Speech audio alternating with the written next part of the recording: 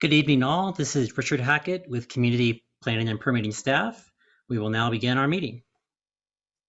Thanks, Rick. Good evening, everyone. Thank you for taking the time to join us for today's session.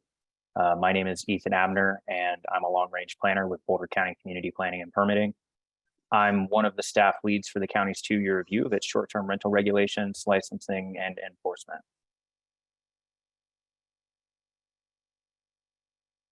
So today's session will begin with a presentation on the two-year review with a focus on the criteria and metrics that we've established to conduct the review. Following the presentation, which we anticipate will take about 30 minutes, we'll form breakout rooms and hold listening sessions. During the listening sessions, we're interested in hearing your thoughts on the current regulations, licensing requirements, and enforcement practices.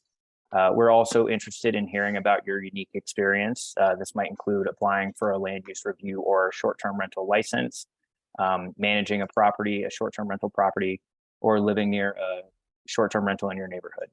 For your awareness, we're unable to record the breakout sessions due to some limitations with Zoom. However, we'll summarize the discussions and provide that summary as part of the two-year review to share with the public and the Board of County Commissioners. If you'd like to provide any specific comments for the record, I'll provide some information on how to do that at the end of the presentation. With that, we'll get started. Resolution 2020-104, approving docket DC-19-0005, which was related to the short-term rental regulations, requires that the efficacy of the land use code proposed amendments must be reviewed within 2 years of adoption, but no sooner than 1 year following full implementation. The criteria and metrics for review must be established as part of the implementation plan. As a reminder, the Boulder County Land Use Code applies to all lands within the unincorporated areas of Boulder County, not the cities and towns. The unincorporated areas of Boulder County are shown in white on this map, just so that everyone is aware. I'll give you just a second to take a look at that.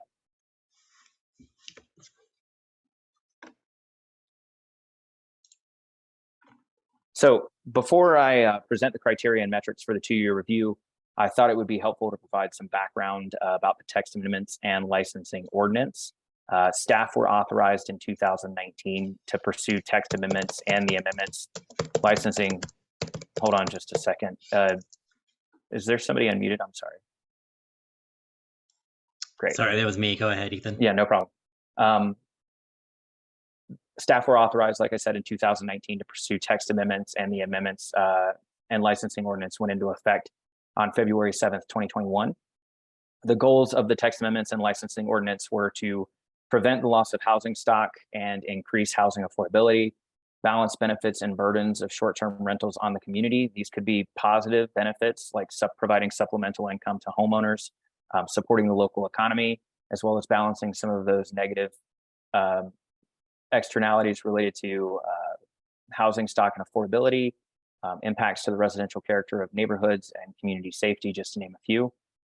They were also put in place to improve our enforcement mechanisms and finally ensure safe accommodations through licensing. I think it's important to understand these goals because they informed the criteria and metrics that we established as part of the review. I'd also just like to take a moment before we talk about those criteria and metrics to quickly review the types of short-term rentals in Boulder County, as well as some of their key requirements. So in this top row, you'll see a primary dwelling short-term rental.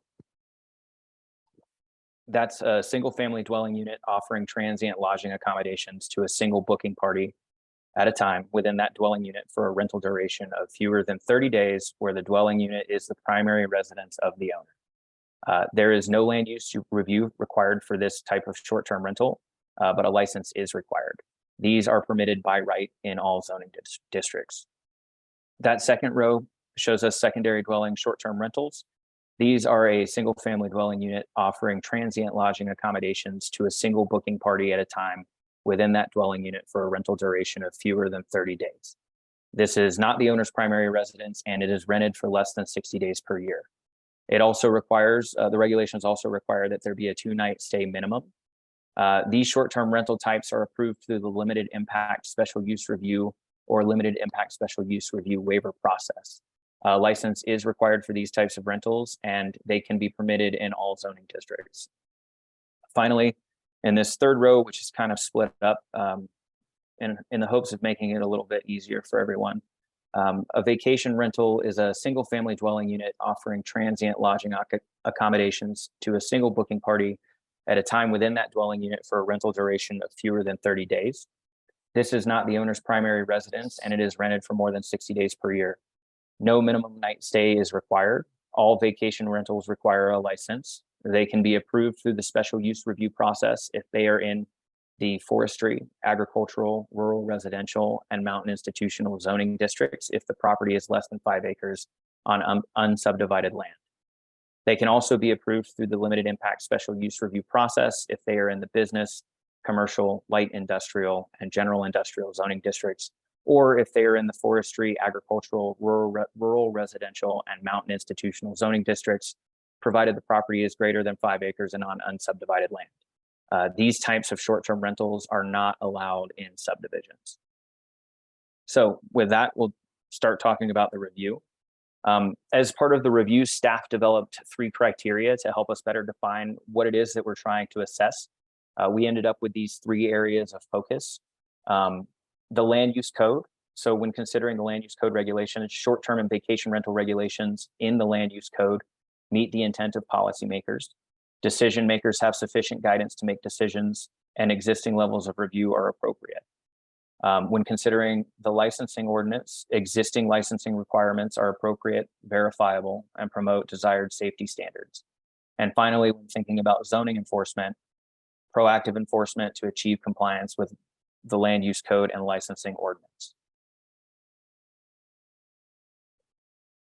So for each one of these criteria, we established qualitative and quantitative metrics to help us assess our criteria. So in the instance of the land use code criteria and metrics, we have that criteria that we just discussed at the top. And then we have some quantitative metrics and some qualitative metrics at the bottom. From a quantitative metric standpoint, we're looking at things like the type and number of land use reviews that have been conducted, the time frame for completing land use reviews, and the number of short-term rentals and vacation rentals approved or denied. For qualitative metrics, we're looking at things like getting insight from the Board of County Commissioners, the Planning Commission, some of our development review folks and referral agencies that we work with about how the code is working.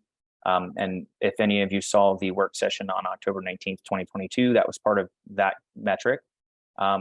Also working to review the short-term rental and vacation rental applications that we have, as well as any comments that we receive from the public to identify some trends.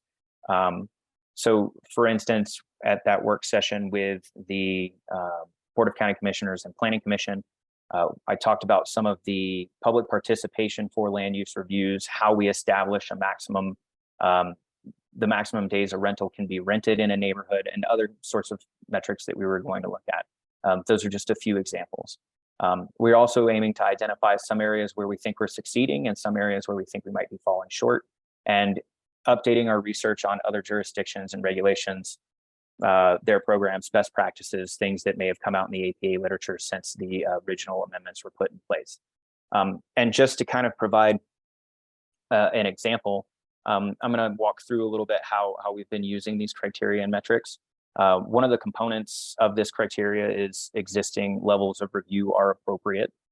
So one of the metrics that we're using, measuring the time frame for completing land use reviews and licenses, a quantitative metric, allows us to provide some information about how long the land use review process is taking and understand the key process elements required as part of that land use review. And this might vary for the different types of land use reviews related to the application.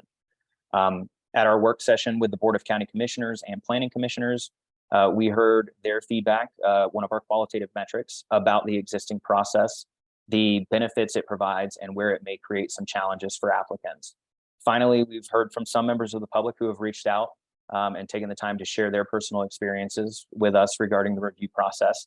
And so considering all of these things together and looking at the different points that have been raised, we're able to kind of provide a clearer data picture about the time frame for a review process. And so we're using these metrics in that type of way.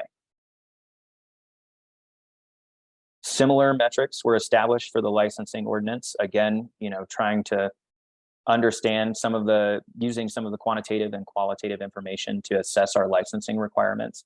Are the requirements appropriate, verifiable, and promoting desired safety standards? So for quantitative metrics, we're looking at things like the type and number of licenses issued or denied, the time frame for obtaining a license, the number of applicants that have received wildfire partner certification, the number of health and safety concerns identified or mitigated throughout the process, the numbers of inspections associated with short-term rental and vacation rental licenses, and kind of looking at some of the numbers that we originally received from some third-party vendors when we were doing the text amendments to begin with in 2019, and seeing, well, how has compliance, who's come in compliance since then? Who's still out of compliance? What may be the reasons for that? And so kind of taking a look at those numbers. Some qualitative metrics that we have are reviewing the licensing requirements to identify areas where we might be able to improve. So for instance, we may be able to clarify the process in some places. We're also working in this regard to identify some areas where we think we've succeeded and some areas where we may fall short. And finally, researching other jurisdictions and programs to see what best practices are out there, reviewing the existing literature, taking a look at some of that stuff. Finally, we've got the criteria and metrics for zoning enforcement. Again, proactive enforcement to achieve compliance with the land use code and licensing ordinance. So from a quantitative perspective, we're looking at things like the type and number of complaints received, and based on some feedback that we received from commissioners, trying to identify how these complaints may vary. So for instance, or how a violation may vary. So for instance, someone may be in violation of the land use code because they haven't received a license, or someone may have received a license and aren't using the short-term rental in compliance with that license. And so that might be a potential violation. So trying to put those distinctions in there, as well as the number of violations and complaints that have been resolved or abated. And finally, some qualitative metrics for the enforcement piece, reviewing Hermari Features, which is the third-party vendor we use to help us enforce the regulations, how the program is currently implemented and opportunities for improvement. Also looking at any violation and compliance letters that we have to identify some trends, identify areas where we can improve that process, and again, try and assess where we're succeeding and where we might be falling short. And finally, researching other jurisdictions and programs, best practices, APA literature, things like that. So as I mentioned earlier, staff held a work session with the Board of County Commissioners and the Planning Commissioners. This was a public meeting where we provided background on the text amendments, the type of short-term rentals, land use review processes, and types and number of land use reviews conducted. We shared some of the criteria and metrics for assessing the land use code regulations in particular. We reviewed the land use applications to date to identify some trends, and we discussed those trends that included things like, what are we seeing as far as public comment on these particular applications? How do we determine some of the conditions that we end up with related to a minimum night rental period, or the total number of nights a year a rental might be allowed in the instance of a vacation rental if it's over 60, as well as some other commonly approved conditions that we may see as the result of the site-specific review or requirements in the land use code or licensing ordinance. So during this discussion, county commissioners and planning commissioners provided feedback on the current review process, the land use review process, and identified additional data points for staff to consider.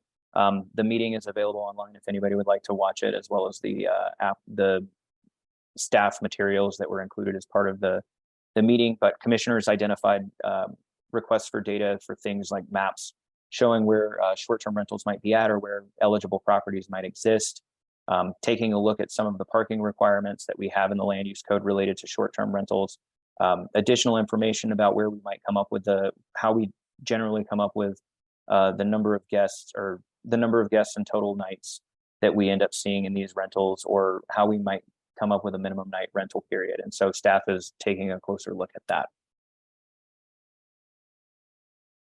So just for everyone's awareness, there are going to be a few other opportunities to participate.